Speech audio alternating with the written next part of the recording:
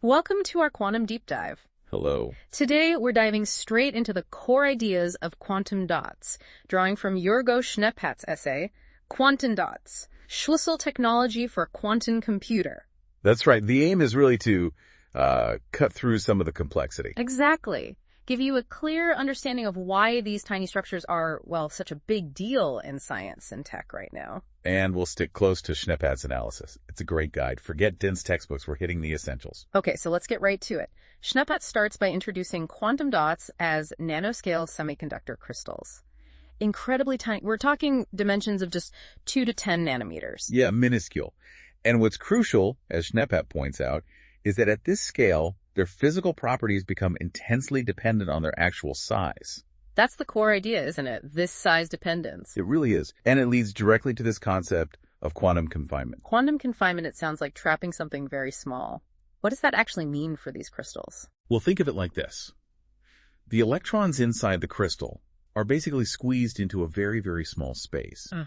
Schneppat explains that this confinement forces the electrons into specific discrete energy levels. They can't just have any energy. So not a continuous range like in a bigger piece of material. Exactly. It's quantized.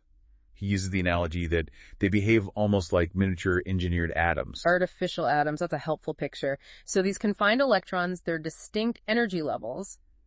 What makes that so remarkable, according to Schneppat? Schneppat points directly to their unique optical properties. It all flows from that confinement. Meaning how they interact with light? Precisely. They can absorb light, get excited, and then re-emit that light at very specific wavelengths, very specific colors. And the really clever part, which Schneppat emphasizes, is that we can control that emitted color just by changing the size of the dot itself, right? That's the magic. The wavelength, the color, is directly tied to the physical size of the dot. It's quite amazing. So smaller dots emit, what, blue light? Smaller dots, higher energy emission, shorter wavelengths. Yeah. So yes, towards the blue end of the spectrum. In larger dots. Larger dots mean lower energy emission, longer wavelengths, which looks red to us. This control is just fundamental to why they're so useful. Schneppat gives us a brief history next. Research kicked off back in the 1980s, he notes. Yeah, the early days. Schneppat credits Alexei Ekimov first. What did Ekimov find? He was observing these quantum confinement effects in semiconductor particles embedded in glass, early 80s. Okay. And Louis Bruce? Around the same time, Bruce found similar effects, but in colloidal semiconductors, basically, tiny crystals floating in a liquid. Foundational work from both. The essay stresses that a big hurdle, or maybe a big breakthrough, was learning how to make these dots with very precise size control. Why was that so critical? Well, it goes back to what we just said. If the properties depend so much on size, you absolutely need to control that size accurately during synthesis. Otherwise, you can't get the specific color or electronic behavior you need for an application. Exactly. You just have a mix of properties. Schneppat mentions that big advances in synthesis methods were key. And also the tools to actually see and measure them. Right. Things like STM scanning, tunneling microscopy, and TEM, transmission electron microscopy.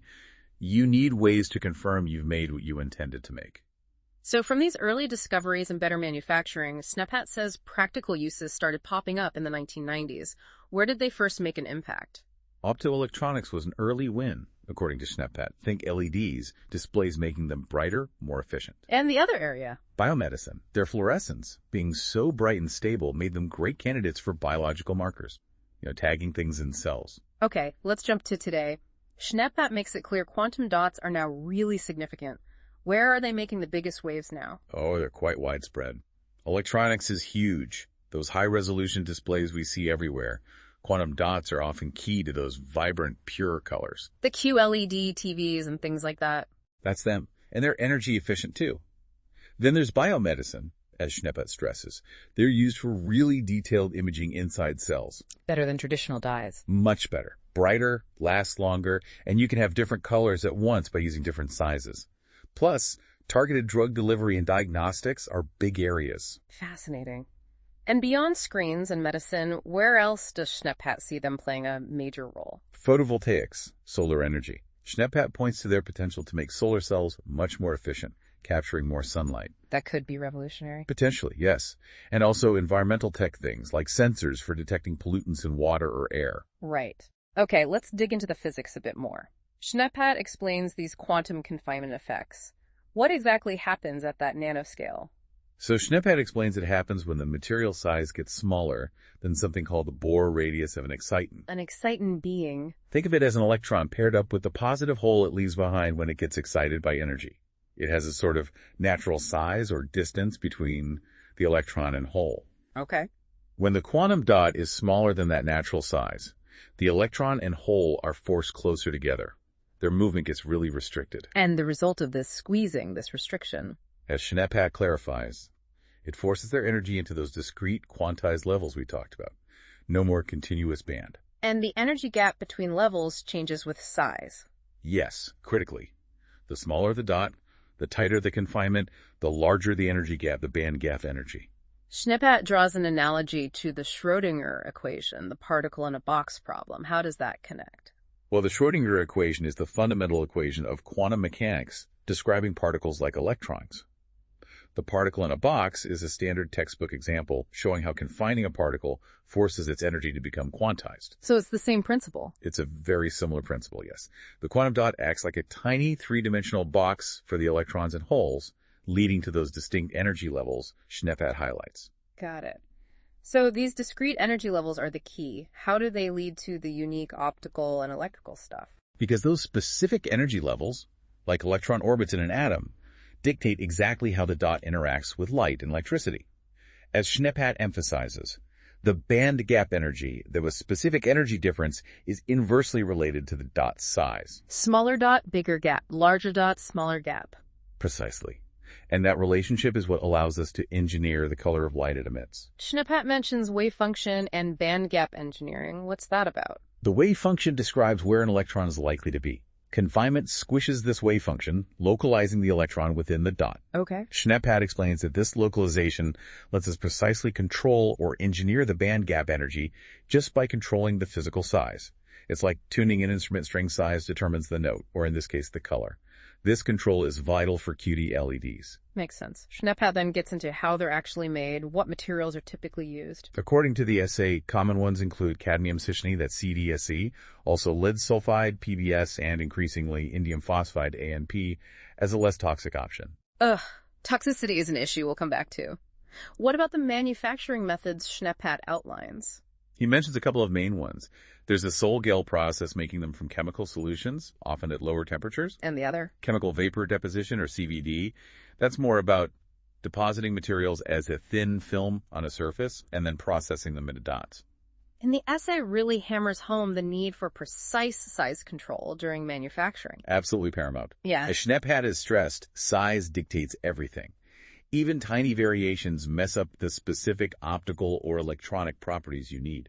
So how do they manage that fine control? What knobs can they turn? Schnepphat points to things like controlling the reaction temperature very carefully, also the concentration of the chemicals you start with, and exactly how long you let the reaction run. A delicate recipe. Very much so. Getting uniform dots of the exact right size is a major challenge. Let's switch to those amazing optical properties Schnepphat highlights. Yeah. Photoluminescence first. What is that again? Simply put, it's when something absorbs light energy and then spits light back out. And for quantum dots. As Schnepphat keeps emphasizing, the color they spit out is directly and predictably linked to their size. That's the key feature. What about their absorption and emission spectra? How do they look? Schnepphat describes them as having broad absorption. They can soak up light across a wide range of energies or colors. Okay. But their emission, the light they give off, is very narrow band. It's concentrated at a very specific wavelength. Which means very pure colors. Extremely pure, saturated colors. Yeah. That's why they're so good for displays. Much better than the broader emission you get from older technologies. And this size-controlled color is the basis for those displays. Absolutely. Schnepphat emphasizes this is how they achieve that wider color gamut. Manufacturers mix populations of different size dots, smaller ones for blues, medium for greens, larger for reds to build up the full color picture. Right. Now, Schnepphat really dives into the applications. Let's start with biomedicine again. What are the key uses he mentions? Bioimaging is a big one. As fluorescent markers, they're way brighter and more photostable. They don't fade as quickly as traditional organic dyes. You can track things for longer. Exactly. Yeah. And because you can tune the color by size, you can use multiple colors of dots simultaneously to watch several different biological processes happening in the same cell. It's powerful stuff. The essay also mentioned targeted drug delivery and therapy. How does that work? Schneppert explains you can functionalize the surface of the quantum dots. Basically attach specific molecules, like antibodies, that will only bind to certain cells, like cancer cells. So you can deliver a drug payload directly to the target, hopefully minimizing side effects on healthy tissue.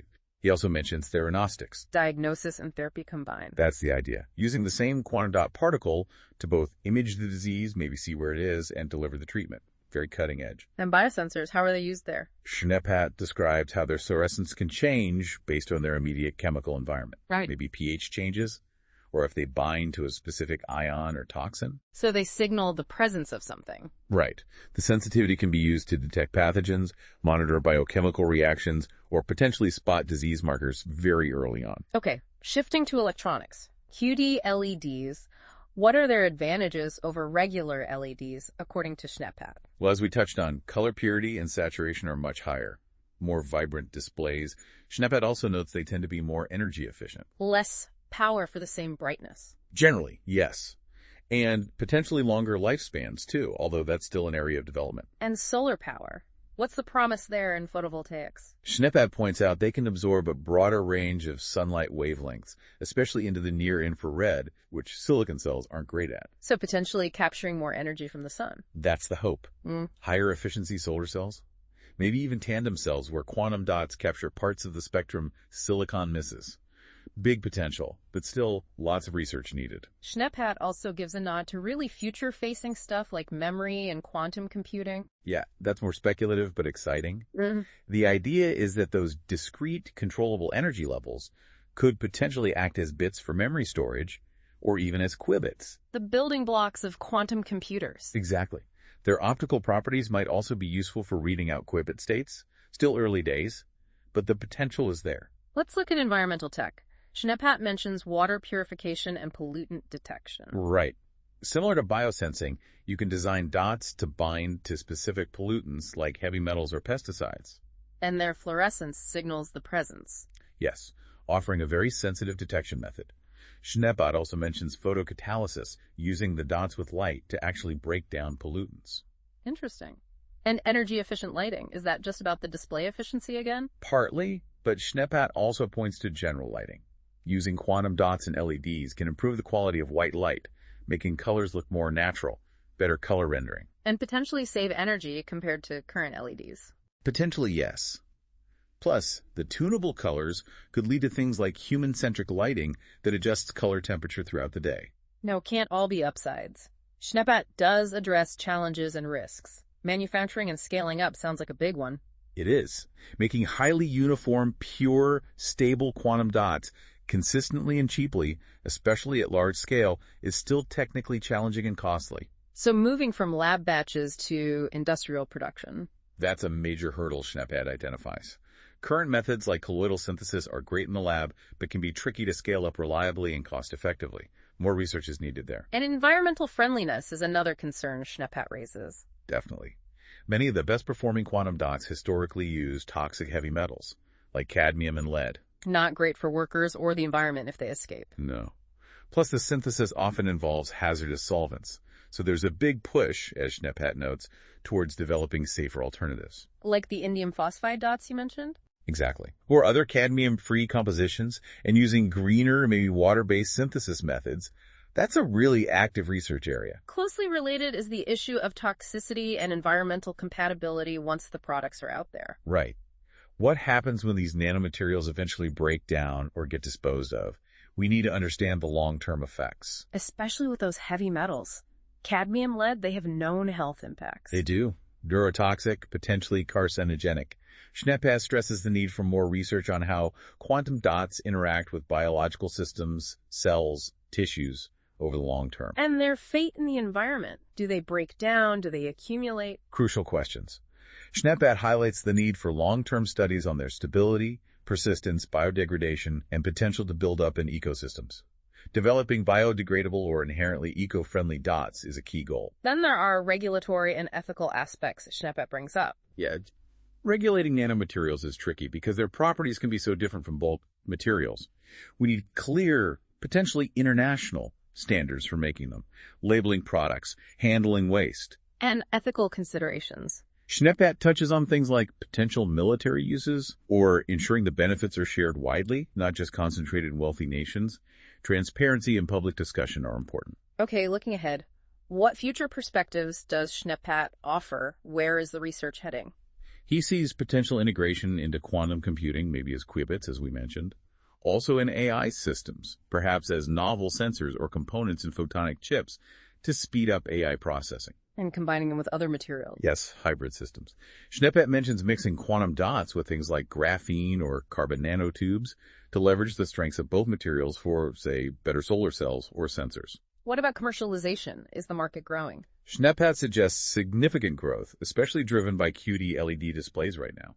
But photovoltaics is seen as a huge potential market down the line. So opportunities for new companies and applications. Absolutely. Schneppat sees openings for startups in biotech, environmental monitoring, maybe even quantum tech. And established industries like automotive or electronics are finding new uses too. Think advanced sensors, better lighting. Finally, what about the broader societal impacts Schneppat envisions? On the plus side, huge opportunities for sustainable technologies.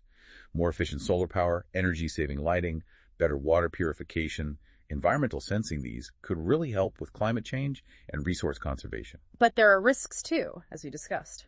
Yes, the potential toxicity and regulatory gaps raise valid concerns about safety and environmental impact. Schneppat emphasizes the need for public awareness, responsible development, and investment in making these technologies safe and sustainable. So wrapping up, as we've explored through the lens of Virgo Schneppat's essay, quantum dots are clearly much more than just tiny particles. Definitely. They really represent this powerful intersection of quantum physics and nanotechnology with potential to reshape so many areas. From the screens in our pockets and living rooms to more effective medical tools, maybe even changing how we compute or get energy. The range of possibilities Schneppat outlines is truly vast. It's an exciting field. We really hope this deep dive into Virgo Schneppat's insights has given you a solid handle on these fascinating structures. And maybe spark some curiosity to learn even more. Because the journey into the quantum realm, especially where it meets practical technology, is really just getting started.